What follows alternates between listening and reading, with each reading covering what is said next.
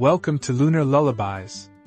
We embark on a hilarious journey into the world of our Stone Age ancestors, where the wind howled over the steppes, and humans stumbled through their discoveries. This hour belongs to the tale Ancestors on a Laughable Journey, a light-hearted historical adventure with a satirical twist, perfect for a mature soul winding down for sleep. Subscribe if you're not with us yet, and let me share their comical triumphs. This is the late Paleolithic, around 30,000 years ago. Across the steppes roamed hunters with flint spears, gatherers tending fires, and fishermen quaking at waves. They tamed wolf ancestors, roamed new lands, traded hides, spun wild tales about the world, believed Earth was flat, used plants as medicine, built crude rafts, and navigated by stars. But their efforts were laced with laughter. Wolves stole food, rafts sank, and stars led them astray. This story is about their funny steps toward civilization, where every flop was a lesson learned through chuckles and missteps. Picture a time when survival meant not just skill but also the ability to laugh at one's own blunders. A time when each day brought a new chance to trip over progress. Close your eyes, imagine the crackle of a fire and the whisper of wind, and let me guide you through their amusing adventures. Feel the cool steppe breeze, hear the distant howl of a wolf, and settle into the rhythm of their lives. May these ancestors lull you to sleep with their chaos, their laughter echoing softly in your mind as you drift into dreams. Let's begin this journey into the past, where every stumble is a story, and every story a step toward rest. Chapter 1. Taming wolves. The steppe hummed with a cold wind, rustling the dry grass under a gray sky, as a burly hunter with tangled hair and a hide tunic spotted a wolf prowling near the camp. The beast's eyes gleamed with hunger, its gray fur blending with the shadows of the rocks. The hunter, gripping a flint spear, decided this was his moment to tame the creature, an ancestor of dogs, a companion for the hunt. With a confident grunt, he tossed a chunk of deer meat onto the ground, hoping to lure the wolf closer. The animal sniffed the air, then darted forward, snatching the meat in its jaws. The hunter reached out with a proud smile, expecting gratitude, but the wolf turned tail and bolted, disappearing into the steppe with the prize. The hunter stood frozen, hands empty, as the tribe, watching from a safe distance, erupted into laughter. He chased after the wolf, his heavy footsteps thundering across the grass, but tripped over a rock and tumbled into a patch of mud, his hide tunic now smeared with dirt. Determined not to be outdone,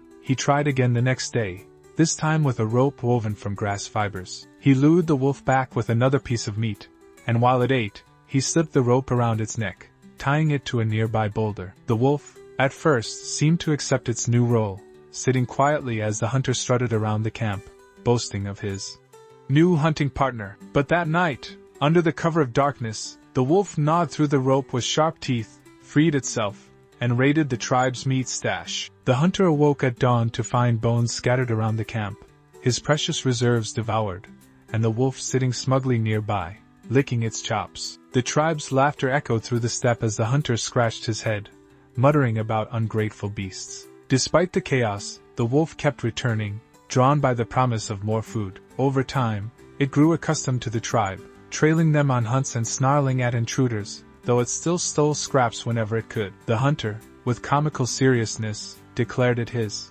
helper, though the tribe knew who was really in charge. The wind carried the scent of smoke from the camp's fire, and the steppe, vast and untamed, began to feel like a home shared with humanity's first furry friend. Chapter 2. Roaming the steppe. The tribe gathered their belongings, hides, spears, and baskets of dried herbs, preparing to roam in search of new land where game might be plentiful. The hunter, his chest puffed with pride, took the lead, his spear slung over his shoulder as he marched ahead, determined to find a better camp. But his sense of direction proved as reliable as a leaf in a storm. Within hours, he led the tribe straight into a swamp, the ground squelching beneath their feet as they sank into the muck. The hunter flailed, his legs stuck in the mire, while the hides they carried soaked through, turning into soggy burdens. The tribe, struggling behind him, couldn't help but laugh as he pulled himself free, his face smeared with mud and his pride as damp as his tunic. The gatherer, carrying a basket of herbs, shook her head and scouted a higher path through the grass, her sharp eyes spotting drier ground. But as she climbed, her foot caught on a root, and she tumbled down the slope, her basket spilling its contents into the wind. Herbs scattered across the steppe, leaving a trail of green that the tribe jokingly called their new map. They trudged on, the wind biting at their exposed skin, until they reached a wide river cutting through the land. The hunter, eager to prove his worth, decided to cross it, using his spear as a makeshift paddle to balance on a fallen log. The log wobbled, and with a dramatic splash, he fell into the icy water, the current sweeping him downstream. The fisherman, trembling with his usual nerves, threw a rope woven from grass, pulling the hunter back to shore, though not without a chorus of laughter from the tribe. After days of wandering, they stumbled upon a new land rich with deer and berries, a perfect spot for their next camp. The journey had been a comedy of errors, swamps, spills, and soggy crossings, but the tribe's spirits remained high, their laughter a constant companion. The steppes stretched endlessly before them, a canvas of grass and sky, and the ancestors, through their stumbles, had found a new home to call their own. Chapter 3. Trading hides. The hunter, his arms laden with deer hides, led the tribe to a meeting spot where another group waited, their own goods spread out on the grass. The air buzzed with excitement as the two tribes prepared to trade, a rare chance to exchange what they had for what they needed. The hunter proudly laid out his hides, their fur soft and thick, perfect for the coming cold. He eyed a pile of flint stones from the other tribe, imagining the spears he could craft, and offered his best hide in exchange. But in his eagerness he misjudged the value, trading the finest hide for a mere handful of pebbles that the other tribe had tossed in as a joke. The hunter beamed, thinking he'd struck a great deal, until the tribe's laughter clued him in. He stared at the pebbles, then at the hide now in the other tribe's hands, his face a mix of confusion and embarrassment. The other group, wiping tears of laughter from their eyes, took pity and returned the hide, throwing in a few extra flints as a peace offering. The gatherer, meanwhile, stepped forward with a basket of dried herbs, hoping to trade for something useful, like a bone needle or a new basket. She offered her herbs, but in her haste, added a wet branch she'd picked up, thinking it might sweeten the deal. The other tribe examined the soggy stick, then burst into laughter, shaking their heads at her odd sense of value. She shrugged, unfazed, and eventually swapped the herbs for a small flint scraper, which she tucked away with a triumphant smirk. The trade session turned into a farce, with both tribes chuckling over the hunter's pebbles and the gatherer's branch. But it brought them closer, their laughter bridging the gap between strangers. As the sun dipped low, casting long shadows over the steppe, the tribes parted ways, their arms full of new goods and their hearts light with shared amusement. The wind rustled the grass, and the ancestors, through their comical bartering, had forged a bond that would outlast the hides they traded. Chapter 4. Fantasies of the world. The tribe gathered around the fire as dusk painted the steppe in shades of purple, the flames casting flickering shadows on their weathered faces. The gatherer, her hands stained with berry juice, began to weave a tale, her voice low and rhythmic. She pointed to the stars twinkling above, declaring them the eyes of spirits watching over the land. The tribe leaned in, their imaginations ignited, picturing the spirits dancing across the sky. She added that the moon was a giant glowing rock tossed into the heavens by a mammoth, a story so absurd that the tribe chuckled, imagining mammoths playing with the sky. The hunter, not to be outdone, jumped up to share his own tale. He claimed the mountains on the horizon were sleeping giants, their snores causing the wind to howl. To demonstrate, he stomped around the fire, mimicking a giant's steps, but tripped over a log and landed in the dirt, his dramatic performance ending in a heap. The tribe roared with laughter, clutching their sides as he dusted himself off, grinning despite the fall. The fisherman, usually quiet, whispered that rivers were the tears of the sky, shed when the spirits grew sad, a surprisingly poetic thought that earned him a round of teasing from the others. These wild fantasies, born of flickering flames and starry nights, were the tribe's first attempts to make sense of the world. They didn't understand the stars or the mountains, but their stories filled the unknown with wonder, their laughter softening the harshness of their lives. The fire crackled, its warmth a comfort against the chilly night, and the steppes stretched endlessly around them, a mystery they were only beginning to unravel with their imaginative tales. Chapter 5. Flat Earth Fears. The fisherman stood at the edge of the steppe, where the horizon dipped low, his eyes wide with a sudden fear. The tribe had wandered far, and as he gazed at the distant line where the sky met the earth, a thought struck him. Perhaps the earth was flat, and beyond that line was a great void where one could fall forever. He shared this worry with the tribe, his voice trembling as he described tumbling off the edge into nothingness. The hunter laughed, slapping his back, but the fisherman's fear was real, and he took a cautious step back, only to trip over a tuft of grass and land flat on his back. The tribe erupted into laughter, their voices echoing across the steppe as he scrambled to his feet, his face flushed with embarrassment. The hunter, still chuckling, decided to tease him further, pretending to fall off the imaginary edge, flailing his arms dramatically as he rolled down a small hill. The gatherer joined in, claiming she'd once seen a bird disappear at the horizon, proof of the drop-off, her smirk giving away the jest. The fisherman, now thoroughly rattled, refused to walk any closer to the horizon, sticking to the center of the group as they moved on. The tribe's laughter followed him, their teasing a playful reminder of their shared journey,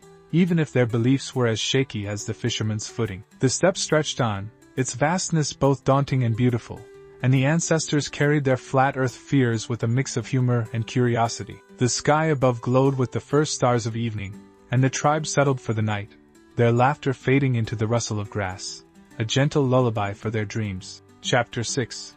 Herbs as Medicine. The gatherer, her basket brimming with freshly picked plants, decided to experiment with their healing powers after the hunter returned from a hunt with a swollen ankle, claiming he'd wrestled a boar. She crushed a handful of leaves she believed would soothe the swelling, mixing them with water to make a paste. With a confident nod, she smeared the concoction onto the hunter's ankle, expecting miracles. But within hours, the hunter's ankle turned red, and he broke out in a rash, scratching furiously as he glared at the gatherer. The tribe, watching the scene unfold, burst into laughter as the hunter hopped around the camp, muttering about poison plants and vengeful spirits. Undeterred, the gatherer tried another plant, this time chewing the leaves herself to test them. Her face twisted as a bitter taste filled her mouth, and she spat it out, gagging dramatically while the tribe chuckled at her expense. But her persistence paid off.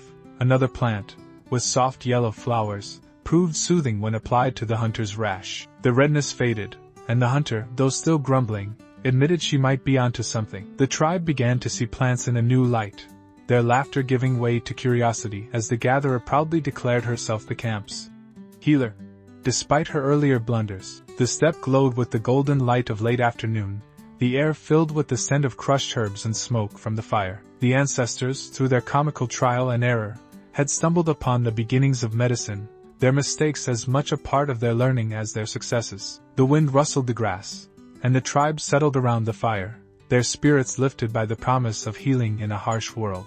Chapter 7. Rafts on water. The tribe reached a wide river blocking their path, its waters rushing over smooth stones with a steady roar. The hunter, eager to lead, decided they needed a way to cross without wading through the icy current. He gathered branches and vines, tying them together into what he proudly called a raft, though it looked more like a tangled nest than a boat. With a triumphant grin, he climbed aboard, pushing off from the shore with his spear. The raft held for a moment, bobbing on the surface, but as the hunter shifted his weight, the vines snapped, and the branches scattered, dumping him into the river with a spectacular splash. The tribe roared with laughter as he flailed in the water, his spear floating downstream while he clung to a stray log. The fisherman, shaking his head, waded in to help, using more vines to reinforce the raft's structure. Together they rebuilt it, this time tying the branches more securely, though the raft still wobbled precariously. The tribe piled on, their belongings balanced in the center, and pushed off once more. The raft floated,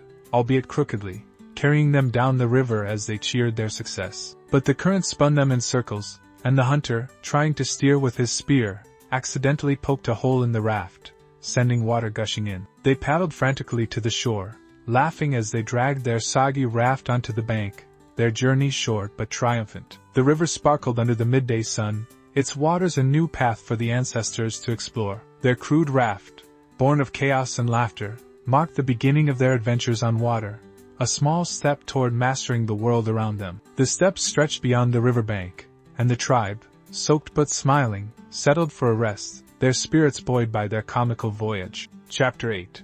Stars as guides. As night fell, the fisherman gazed at the stars twinkling above the steppe, their light piercing the darkness like tiny fires in the sky. He'd heard the gatherers' tales of spirits in the heavens and decided the stars could guide them to food, a shimmering map for their journey. Pointing to a bright cluster, he declared it a sign of a nearby herd and led the tribe into the night, his steps hesitant but determined. The hunter and gatherer followed, amused by his newfound confidence, though they kept their spears ready for whatever lay ahead. But the fisherman's celestial map proved less reliable than he hoped. The stars he followed led them in circles, and after hours of wandering, they found themselves back at their starting point. The same boulder they'd passed earlier now mocking their efforts. The tribe chuckled at the fisherman's crestfallen expression, teasing him about his spirit guides. Undeterred, he pointed to another star, this one brighter, and insisted it would lead them to a river. This time, luck was on his side. The tribe stumbled upon a stream teeming with fish, its waters glinting under the starlight. The fisherman beamed, claiming the stars had spoken, though the tribe suspected it was more chance than celestial wisdom. The stars became their guide, a flickering compass in a world without maps, even if their directions were often muddled by the fisherman's guesses. The steppe lay quiet under the night sky, the tribe's laughter a soft echo as they settled by the stream, their journey guided by the heavens in the most comical of ways. The fire they lit crackled softly, its light mingling with the stars above, a reminder of the ancestors' growing connection to the world around them. Conclusion: you sit by the dying fire, its embers casting a faint glow across the steppe. The hunter snores loudly, curled up beside his wolf, the animal's tail twitching in sleep as it dreams of stolen meat. The gatherer, wrapped in a hide, smiles softly in her slumber, perhaps dreaming of her healing herbs or the stories she spun under the stars. The fisherman, his eyes half open,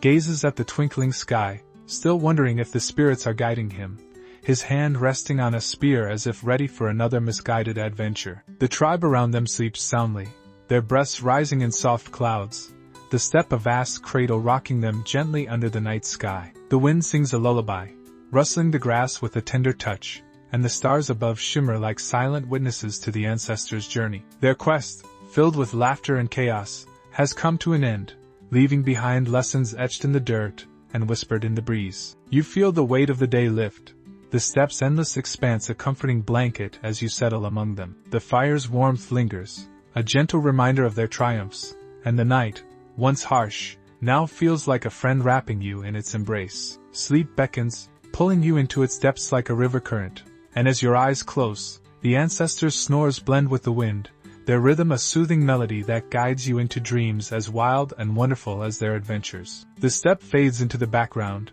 its grasses swaying in your mind, and the stars above become a canopy of light, leading you to rest. You drift off, carried by the echoes of their laughter, their clumsy steps towards civilization, a story that lulls you into peace. Good night, traveler of the Stone Age. Rest well under the stars, where the ancestors' dreams become your own, and the night holds you close until the dawn.